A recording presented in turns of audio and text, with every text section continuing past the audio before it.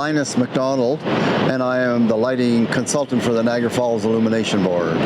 Well, it happened back in somewhere around about 1997, 96, 97. I was working for CTV television at the time, and every New Year's Eve we used to do New Year's Eve in the park, and there was not enough light on the falls for exposure, so I did a rental package and I lit up some of the American Falls for a background. A member of the illumination board was watching the show that night, and he could see that the lighting was different, so he came the next day and found me and asked me if I would look at their lighting, because they were having problems with it. And I guess it's fair to say the rest is history. I've been here for 26, 27 years.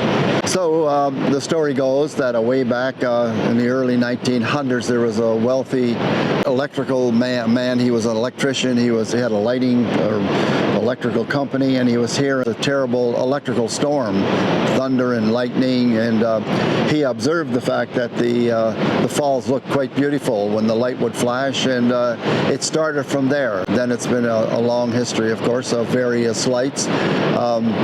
Started out many years ago with old carbon arc lights, and then we advanced to xenon lights, and then of course from xenon to the latest that I installed here in 2017, LED lights. The fixture over my shoulder is one of the old carbon arcs that were used here originally, and they actually came from England after the Second World War. These fixtures were actually used in the Battle of Britain in the Second World War as carbon arcs for spotting enemy aircraft. Then the install came here. They knew about them and they arranged to buy them from Europe, and they were installed. There's 10 of them light the American Falls. We had 11 of them, and 11 on the Horseshoe Falls, with only the option of having 4 different colors. And then when we went to the xenon lights, we still only had 4 colors. That was the limit we had. So it came time, because the xenon lights were getting old and it was time to replace them or do something about it, and LEDs were coming in, and there was no more xenon lights being built that like sitting on shelves. It was sort of made to order, and the LEDs were coming along and they were getting brighter and brighter. So it was really a test of time for me, because I had to make a decision as to how to advise the board. And finally we did some testing. We insisted on testing when we did the procurement system, and this company came in with LED modules from Stanley Electric in California, originating out of Japan, of course. And so we ended up going with the LED modules, and as a result we went from 84,000 watts lighting the falls down to 37,000 watts.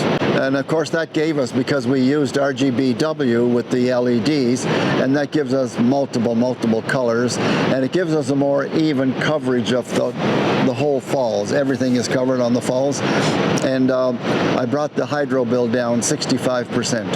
The discharge pipe at the power station is a 2,200 foot tunnel. It's 25 feet in diameter, and they wanted me to look at the option of creating a light effect down through the tunnel for an evening event, things, and various colors. So I went over and I walked up and down the tunnel 3 times. The conclusion was I had to sort of use LEDs, and I had to use 8-foot LED strips.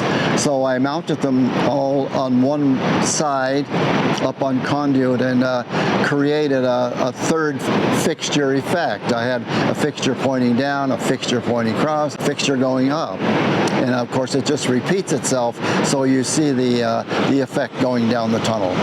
I've been doing lighting for 62 years since I started. I was a very young man when I started in the lighting business, and I have found that I am very privileged, because even at this age I still look forward to getting up in the morning and going to work. I've always say I don't have a job, I have a hobby that I get paid for. I've had the privilege of being able to, over the years, to bring people to give them the experience of actually playing with the lights on the falls. I just recently had a young couple that I had met on a holiday in England, and they were coming to Canada, and I brought them up here, and they were just like, it's just totally mind-boggling that people can come and play with the lights. And it's always so nice to see them so excited about such an opportunity to do this. But I'll tell you, from within, it just gives me such joy to see people just bouncing off the walls in the control room about being able to light the falls.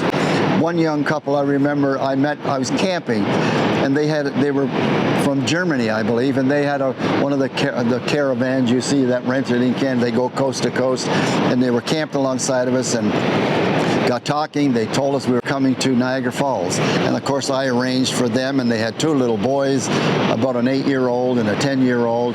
Well, I got a letter from them after they returned to Germany talking about the highlight of their trip in Canada from coast to coast, and it was about the lighting. You know, it would just my eyes just filled. You know, it's just such a pleasure to have the privilege to be able to help. There is on the Niagara Falls Illumination Board website, you can see there's an application that you can fill out as a request to have a specific color on the falls for various things. We have done particularly charitable things, you know, for various, whatever, heart disease or whatever it might be, and we will light the falls in 15-minute sections, like it's usually on the hour from 9 to 9:15, 10 to 15. It's been very rewarding. There's people that have come all the way up from down in Florida. There was like 50 people came to that night to watch the falls on both the American and the Canadian falls. So it's always a great pleasure to see them be able to do that as well. How lucky am I? Well, it's really difficult. My family, and you know, like they tease me a bit about how everything is lighting, even from the time they turn the light on in the kitchen, so to speak. You know, it's I just love lighting. I love lighting. I look at the challenge of lighting all the time. I like playing with lights even at this age. It's still very interesting. I hope it never ends.